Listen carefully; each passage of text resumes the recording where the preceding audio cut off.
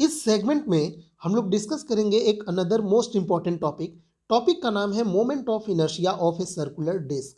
Circular disc यानी कोई वृत्ताकार पटल होगा, उसी का हमें मोमेंट ऑफ इनर्शिया निकालना है। हिंदी में वृत्तीय डिस्क का जड़त्व आघूर्ण। अब ये जो सर्कुलर डिस्क है इसमें मोमेंट ऑफ इनर्शिया हम निकालने चलेंगे तो 3 केसेस बनेंगे। कैसे बनेंगे? देखिए, पहला केस ये बनेगा कि हम इसका मोमेंट ऑफ इनर्शिया उस एक्सिस के परितः निकालेंगे जो अक्ष इसके सेंटर यानी ओ से पास होता हो और इसके प्लेन के परपेंडिकुलर हो। समझ में आया? यानी उस अक्ष के परितः हम इस डिस्क को रोटेट करेंगे, घुमाएंगे, जो इसके सेंटर यानी केंद्र ओ से पास होता हो और वो परपेंडिकुलर हो इसके प्लेन के, यानी आपके मोबाइल के स्क्रीन के लंबवत बाहर की ओर इसका एक्सिस निकल के आएगा। इसीलिए इस डायग्राम में वो एक्सिस आपको दिखाई नहीं देगा। तो हम लोग क्या करेंगे, उसी एक्सिस के परितः इसको घुमाएंगे। जैसे साइकिल का पहिया आपने चलते देखा है ना, ठीक उसी प्रकार इस डिस्क को घुमाएंगे और इसका मोमेंट ऑफ इनर्शिया निकालेंगे। ये पहला केस हो गया।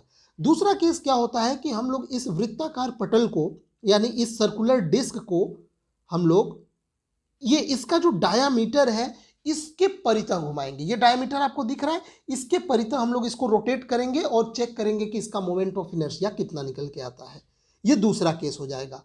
एक थर्ड केस में भी इसमें बनेगा। थर्ड केस ये बनेगा कि हम लोग एक ऐसा टेंजेंट यानी स्पर्श रेखा लेते हैं जो इस सर्कुलर डिस्क को यहाँ पे टच करे। अब हम इस सर्कुलर डिस्क को इसके टेंजेंट के अलोंग हम लोग रोटेट करेंगे और देखेंगे कि इसका मोमेंट ऑफ इनर्शिया कितना आता है। तो ये मोटे मोटे तौर पे ये सर्कुलर डिस्क में 3 केसेस बनते हैं। पहला केस सबसे इंपॉर्टेंट होता है और वो केस है about an axis passing through its centre and perpendicular to its plane, यानी उस अक्ष के परितः जो वृत्तीय डिस्क के केंद्र से गुजरता हो तथा वृत्तीय डिस्क के सतह के लंबवत हो। क्लियर हुआ? यही इसी का डायग्राम यहाँ पे बना हुआ है। ठीक, यहाँ पे वो एक्सिस हालांकि आपको नहीं दिखाई देगा ना, क्योंकि वो 3D में ये एक्सिस, बस इतना समझिए कि ये एक्सिस, ये जो आप प्लेन देख रहे हैं, इस प्लेन के परपेंडिकुलर आपके आंखों की तरफ वो एक्सिस आ रहा है और इसको हम लोग घुमाने वाले हैं। क्लियर? अब यहाँ पे दिया क्या है, आपको केवल 2 पैरामीटर दिए हैं कि इस let capital M is the mass of disc, यानी इस पूरे सर्कुलर डिस्क का मास कैपिटल M है and R is the radius, R इसका रेडियस यानी त्रिज्या है। अब आप लोग बोलेंगे कि सर अगर M और R पता ही हो गया तो क्यों ना हम मोमेंट ऑफ इनर्शिया का जो फार्मूला होता है direct I is equal to M R square, इसको लगा देते हैं और सीधे यही इसका आंसर आ जाएगा।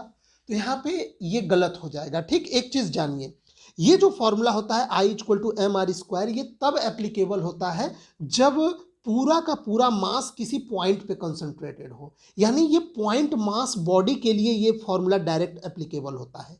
जबकि डिस्क के केस में इसका जो टोटल मास कैपिटल M है वो किसी एक पॉइंट पे कंसंट्रेटेड नहीं है, किसी एक पॉइंट पे केंद्रित नहीं है, ये पूरे इस डिस्क के पूरे प्लेन में यहाँ तक पूरा इसका मास डिस्ट्रीब्यूटेड है।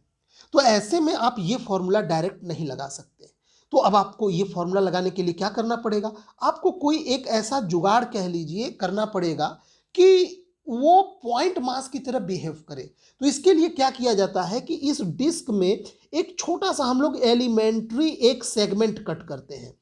एलिमेंट्री सेगमेंट का मतलब हुआ कि उसी डिस्क के अंतर्गत एक ऐसा सेगमेंट कट किया जाए जो बहुत ही स्मॉल हो लेकिन ज्योमेट्री में वो उसी डिस्क के ज्योमेट्री से मैच करे, ताकि बाद में जब हम लोग इसको इंटीग्रेट करें तो कोई प्रॉब्लम ना हो। ऐसा क्यों किया जाता है?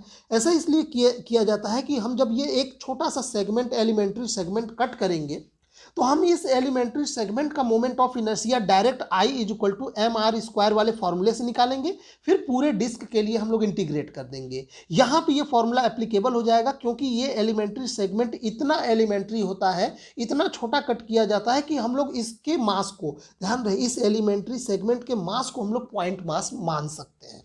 तो यही हमें पूरा इंतजाम करना है, यानी अपने दिमाग में बिठा के रखिएगा कि ये जो एलिमेंट्री रिंग हमने कट किया है हमें इसका मास निकालना है। क्लियर? जबकि टोटल मास हमें डिस्क का और टोटल रेडियस डिस्क का पता है। ठीक, डायग्राम आपको समझ में आ गया। पूरा एक ये सर्कुलर डिस्क था, ये वाला, इस सर्कुलर डिस्क का रेडियस था कैपिटल R। अब हम लोग क्या किए, डायरेक्ट निकाल नहीं सकते तो एक हमने ये एक मोटा सा, ये मोटा नहीं सॉरी बहुत ही पतला सा एक छोटा सा एलिमेंट्री सेगमेंट कट किया जिसको हम नाम देंगे एलिमेंट्री रिंग। इस रिंग की मोटाई है dx और इस रिंग का रेडियस है स्मॉल x। क्लियर हुआ? ठीक, इस रिंग का रेडियस है स्मॉल एक्स, इस एलिमेंट्री रिंग की मोटाई है डी एक्स। हमें क्या निकालना है, इस एलिमेंट्री रिंग का मास निकालना है, वो भी कैपिटल एम और आर के टर्म्स में, और एक्स के भी टर्म्स में आएगा, वो बाद में उसको हम इंटीग्रेट करेंगे। कैसे? अगर हम इस रिंग का मोमेंट ऑफ इनर्शिया निकाल लिए पॉइंट ओ के अलोंग, तो हम लोग क्या करेंगे, इस रिंग में जो एक्स इसका रेडियस है ये वेरिएबल है। अगर मैं इसके इस रेडियस को एक्स को 0 से लेके कैपिटल आर तक अगर मैं वेरी कर दूं तो पूरा डिस्क कवर हो जाएगा ना। आप ऐसा समझिए कि ये जो छोटा सा एलिमेंट्री रिंग कट किया गया है, इसके रेडियस को हम 0 से लेके, यानी इसका जो रेडियस एक्स है इसको 0 से लेके कैपिटल आर तक फैला देते हैं, तो उसको जब आप फैलाएंगे तो पूरा का पूरा डिस्क क्या हो जाएगा, कवर हो जाएगा। ठीक, इसीलिए हम लोग पहले एलिमेंट्री रिंग का मोमेंट ऑफ इनर्शिया निकालेंगे, फिर उसको इंटीग्रेट कर देंगे तो हमारा पूरा रिंग कवर हो जाएगा। समझ में आया? अब चलिए हम लोग आगे बढ़ते हैं। देखिए यहां पे है consider an elementary ring of radius X and इसका विड्थ यानी मोटाई डी एक्स। अब याद रखिएगा हमें इस रिंग का मास निकालना है, तो सबसे पहले हम लोग क्या करते हैं, हम लोग एरिया ऑफ डिस्क निकालते हैं। डिस्क का एरिया क्या हो जाएगा, पाई आर स्क्वायर, जो कि डिस्क का क्षेत्रफल। अब हम लोग निकालते हैं मास पर यूनिट एरिया, यानी इस पूरे डिस्क का एकांक क्षेत्रफल का द्रव्यमान। तो पूरा जो डिस्क का मास है, इसमें पूरे डिस्क के हम लोग एरिया से भाग दे देंगे तो इसका मास पर यूनिट एरिया निकल जाएगा, यानी एकांक क्षेत्रफल का द्रव्यमान निकल जाएगा। अब आप बोलेंगे ये दोनों क्यों निकाले हैं, तो ये देखिए अगला लाइन देखते ही आपको समझ में आ गया होगा। अब हम निकालेंगे एरिया ऑफ एलिमेंट्री रिंग। अब एरिया ऑफ एलिमेंट्री रिंग कैसे निकालेंगे, एरिया ऑफ एलिमेंट्री रिंग निकालने के लिए हमें ये इतने भाग का केवल एरिया चाहिए इस रिंग का। तो इसके लिए मैं आपको एक तरीका बताता हूँ, बुक में डायरेक्ट लिख दिया जाता है 2πx इंटू डी एक्स, ये इसका एरिया होगा। आप लोग एक काम करिए, ये जो रिंग आप देख रहे हैं, इस रिंग को आप यहाँ से उठाइए और उसको बीच में से तोड़ के ऐसे एक लंबा सा एक ये फैला दीजिए। एक ये पतला सा आपको रेक्टेंगुलर स्ट्रिप दिखाई देगा, और इस स्ट्रिप की मोटाई क्या होगी, dx, इसकी मोटाई होगी dx, लेकिन इसकी लंबाई क्या होगी, इसकी लंबाई वही होगी जो यहाँ पे जब ये मोड़ के ये सर्कुलर बनाया गया था, तो इसका जो सरकमफेरेंस यानी इसकी जो परिधि थी वो उसकी अब लंबाई बन जाएगी जब आप इसको फैलाएंगे। तो इसकी लंबाई क्या होगी 2πx। तो आप इस रेक्टेंगुलर स्ट्रिप का एरिया निकालेंगे तो लंबाई गुणे चौड़ाई यानी लेंथ इंटू विड्थ, ये कितना हो जाएगा 2πx इंटू dx हो जाएगा। तो वही यहाँ पे ये अप्लाई किया गया है, area of elementary ring equal to circumference यानी परिधि इंटू विड्थ यानी मोटाई, यानी 2πx इंटू dx। अब हम लोग मास ऑफ एलिमेंट्री रिंग निकालने की स्थिति में आ गए। वो कैसे निकलेगा, अब देखिए हम इतना तो जानते हैं कि मास पर यूनिट एरिया तो हमने निकाल लिया है, यानी एकांक एरिया का मास हमको पता है, पर यूनिट एरिया का मास पता है, तो जितना एरिया रिंग का है उतना एरिया अगर हम मास पर यूनिट एरिया में मल्टीप्लाई कर दे तो हमें उस एलिमेंट्री रिंग का हमें मास निकल जाएगा। आप समझ पा रहे हैं ना, पर यूनिट एरिया का मास हमको पता है कि एकांक यूनिट एरिया में कितना मास है, तो यहाँ पे हमें तो केवल उतना ही मास निकालना है जितने में एलिमेंट्री रिंग है। तो एलिमेंट्री रिंग के एरिया में इस मास पर यूनिट एरिया से मल्टीप्लाई कर देंगे तो हमारे पास जो बच के आएगा वो आएगा मास ऑफ एलिमेंट्री रिंग। अब हमारा यहाँ पे काम हो गया, यानी इतना मेहनत करने के बाद हम लोग इस रिंग का मास निकालने में कामयाब हो गए। अब चूंकि ये रिंग बहुत ही स्मॉल मोटाई का है, बहुत ही एलिमेंट्री है, इसलिए इसके मास को हम लोग पॉइंट मास मान सकते हैं, और अब हम लोग वो पॉइंट मास वाला फॉर्मूला यहाँ पे लगा देंगे। ठीक है, यानी सीधे हम लोग I इक्वल टू mr² वाला फॉर्मूला लगा देंगे। तो चलिए लगाते हैं। ये देखिए यहाँ पे ये इसी को थोड़ा सिंप्लीफाई करके पाई से पाई कैंसिल हो जाएगा, ये मास हमें यहाँ पे मिल गया।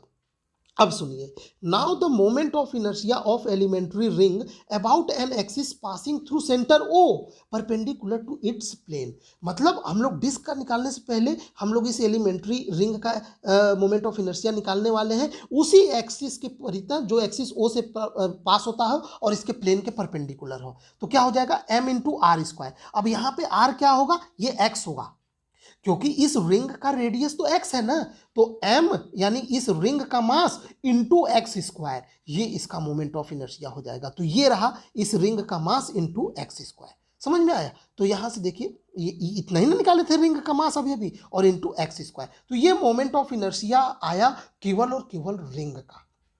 लेकिन हमें तो टोटल डिस्क का निकालना है, so the moment of inertia of the whole disc, total disc का निकालने के लिए हम लोग x को क्या करेंगे, हम लोग इसको इंटीग्रेट करेंगे और इंटीग्रेशन x पे 0 to r लगाएंगे। क्यों? क्योंकि देखिए इसमें डायग्राम में आइए, अगर इसका जो x है, इस x को 0 यानी O से लेके r तक अगर मैं फैला दूं तो पूरा का पूरा डिस्क कवर हो जाएगा इस रिंग का। समझ में आया? तो यही हम लोग क्या करेंगे, इसको टोटल निकालने के लिए हम लोग इसको, ये जो ऊपर वाला ये जो है ये फॉर्मूला, इसको इंटीग्रेट करेंगे कहाँ, 0 to r के लिए। इंटीग्रेशन x पे है क्योंकि यहाँ पे ये dx है, तो ये देखिए x क्यूब इंटू dx, इसका इंटीग्रेशन करेंगे, बाकी सब तो कांस्टेंट है, बाहर आ जाएगा तो x पावर 4/4, लिमिट रख दीजिए 0 to r, तो यहाँ पे ये रखेंगे upper limit r, lower limit 0, तो 0 ही आएगा। तो ये इसका मोमेंट ऑफ इनर्शिया आ गया I equal to twice m/r² into capital r²/4, जो कि ये 2 बार में कैंसिल होगा, ये 2 पावर कम हो जाएगा तो हाफ mr² आएगा। इसी को हम लोग IO भी लिख सकते हैं। O क्या है, इसके सेंटर से पास होने वाला एक्सिस जो इसके प्लेन के परपेंडिकुलर है। क्लियर हुआ? तो ये पहला केस हम लोगों ने यहाँ पे सॉल्व किया। ठीक, अब हम लोग दूसरे केस की ओर बढ़ेंगे। दूसरा केस क्या था, देखिए यहाँ पे दूसरा केस ये था कि हमें मोमेंट ऑफ इनर्शिया निकालना है इस सर्कुलर डिस्क का अबाउट इट्स डायामीटर, यानी वृत्तीय डिस्क के व्यास के परितः जड़त्व आघूर्ण। तो व्यास बनाने के लिए मैं यहाँ पे इसका 2 डायामीटर बना दिया हूँ, एक AB जो कि मान लेते हैं x एक्सिस के अलॉन्ग है, और दूसरा डायामीटर CD जो कि y एक्सिस के अलॉन्ग है। ऐसा क्यों? क्योंकि यहाँ पे हम लोग थ्योरम ऑफ परपेंडिकुलर एक्सिस लगाएंगे। देखिए यहाँ पे मान लेते हैं कि IX is a moment of inertia about diameter AB and IY is moment of inertia about diameter CD। अब यहाँ पे चूंकि ये सर्कुलर डिस्क है तो बाई ज्योमेट्री ये सिमेट्रिकल होता है, तो हम लोग इसके दोनों डायमीटर बराबर है, तो इसका IX और IY दोनों क्या होगा, बराबर होगा, और इसको हम लोग मान लेते हैं I डायामीटर लेट मान लेते हैं। अब हम लोग यहाँ पे थ्योरम ऑफ परपेंडिकुलर एक्सिस लगाएंगे। क्यों? क्योंकि AB के अलॉन्ग मोमेंट ऑफ इनर्शिया हमने इसका क्या माना, IX, और CD के अलॉन्ग क्या माना, IY, और एक और मोमेंट ऑफ इनर्शिया अभी जस्ट पहले हम लोग निकाले हैं जो कि O से पास होने वाले एक्सिस के अलॉन्ग था, जो कि इसके परपेंडिकुलर है, यानी वो Z एक्सिस के अलॉन्ग होगा। तो वही यहाँ पे लिखा गया है, we know that moment of inertia about axis an axis passing through center C perpendicular to its plane XY is given by, उसको हम लोग नाम देंगे IZ का, और वही है IO, और वो हाफ mr², यही हम लोग जस्ट अभी निकाले थे। अब हम लोग यहाँ पे यूज करेंगे now using theorem of perpendicular axis, यानी लंबवत अक्षों का प्रमेय, और वो क्या कहता है कि जो लंबवत है यानी IZ बराबर जो दोनों प्लेन में है, यानी IX प्लस IY होगा। समझ में? X एक्सिस के along moment of inertia plus Y axis के अलॉन्ग बराबर Z एक्सिस के अलॉन्ग। ठीक, और यहाँ पे IX क्या है, IX IY, ये IX डायमीटर AB के अलॉन्ग और ये डायमीटर CD के अलॉन्ग, दोनों बराबर होगा, तो इसको I डायमीटर लिख सकते हैं। तो यहाँ पे ट्वाइस I डायमीटर हो जाएगा। IZ का मान अभी अभी मैंने बताया IO हाफ mr² होगा, तो यहाँ पे आपको पता चला डायमीटर के लॉन्ग मोमेंट ऑफ इनर्शिया आएगा 1/4 mr²। क्लियर हुआ? याद रखिएगा O के अलॉन्ग हाफ mr² था और यहाँ पे 1/4 mr²। याद रखिए कौन ज़्यादा है कौन अधिक, अभी अभी आपसे पूछेंगे। देखिए थर्ड केस में हम लोग क्या करेंगे, moment of inertia of circular disc about its tangent, यानी वृत्तीय डिस्क के स्पर्शी अक्ष के परितः जड़त्व आघूर्ण। तो डायग्राम में तो मैंने आपको समझाया ही था, यहाँ पे पैरेलल एक्सिस वाला थ्योरम लगेगा, क्योंकि देखिए डायमीटर अलॉन्ग CD के अलॉन्ग अभी अभी हम लोग निकाले डायमीटर के अलॉन्ग, लेकिन हमें निकालना है इस टेंजेंट XY के अलॉन्ग। तो ये दोनों एक्सिस पैरेलल है, प्लस ये जो CD वाला एक्सिस है ये इसके सेंटर ऑफ मास यानी सेंटर O से पास हो रहा है, तो यहाँ पे थ्योरम ऑफ पैरेलल एक्सिस लग जाएगा। क्या कहता है थ्योरम ऑफ पैरेलल एक्सिस, ये पैरेलल एक्सिस IXY के अलॉन्ग अगर आपको निकालना है तो वो पहले हम लोग इस एक्सिस यानी CD के अलॉन्ग निकाल लेंगे, प्लस m इंटू दिस, इन दोनों एक्सिस के बीच की दूरी के स्क्वायर को हम लोग जोड़ देंगे इसमें। यानी यहाँ पे देखिए moment of inertia about diameter अभी अभी निकाले हैं, I diameter equal to 1/4 mr²। Using the theorem of parallel axis, parallel axis क्या कहता है, moment of inertia about tangent यानी XY, tangent XY IT equal to I of the diameter plus m into OA²। आप लोगों को ये पढ़ाए हैं, ठीक है। इस एक्सिस XY के अलॉन्ग मोमेंट ऑफ इनर्शिया बराबर moment of inertia along CD plus total mass of disc into इन दोनों अक्षों के बीच के दूरी का स्क्वायर। तो यही तो यहाँ पे लिखा गया है, यहाँ पे IT equal to half mr² diameter के along plus m into r², इसको जोड़ेंगे तो ये आएगा 5/4 mr²। अब जरा एक बात बताइए, आपने सभी केस देख लिया। अब मुझको आप जरा ये बताइए सबसे ज़्यादा मोमेंट ऑफ इनर्शिया किस केस में आया है।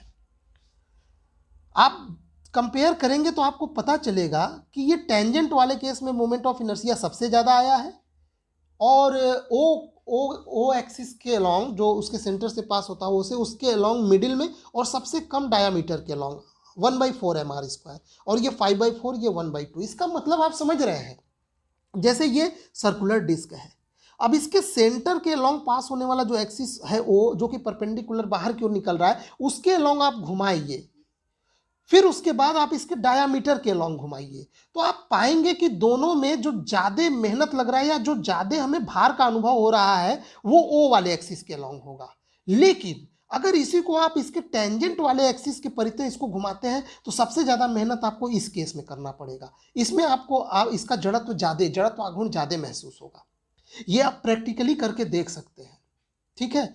आप खुद अपने अनुभव से बता सकते हैं किसमें ज्यादा आपको भार महसूस होगा। क्लियर। तो ये यहाँ पे याद रखिएगा किस केस में, ये इसका ऑर्डर हमने लगा दिया है, ठीक है। तो यहाँ पे ये इस सेगमेंट में बस इतना ही। आई होप आपको ये सेगमेंट पसंद आया होगा। अगर किसी प्रकार का डाउट रह जाता है तो आप कमेंट में मुझसे पूछिएगा, और इस यूनिट के बाकी सब वीडियो जाके प्लेलिस्ट में चेक कर लीजिए। वहाँ पे BSc first semester physics unit 6 notes के नाम से है वहाँ पे प्लेलिस्ट। अगर दिक्कत हो रहा है वहाँ प्लेलिस्ट में खोजने में तो आप इसी वीडियो के डिस्क्रिप्शन बॉक्स में चले जाइए। वहाँ पे इस पूरे बीएससी फर्स्ट सेमेस्टर फिजिक्स के जो पूरे कोर्स में जो टोटल 8 यूनिट हैं, सभी यूनिट्स का वहाँ पे यूनिट का पूरा क्रम से लिंक लगा हुआ है। आप सारे वीडियो को बिल्कुल क्रम से वहाँ पे पा जाएंगे, ठीक है। तो इस सेगमेंट में बस इतना ही। वीडियो देखने के लिए आपका बहुत बहुत धन्यवाद।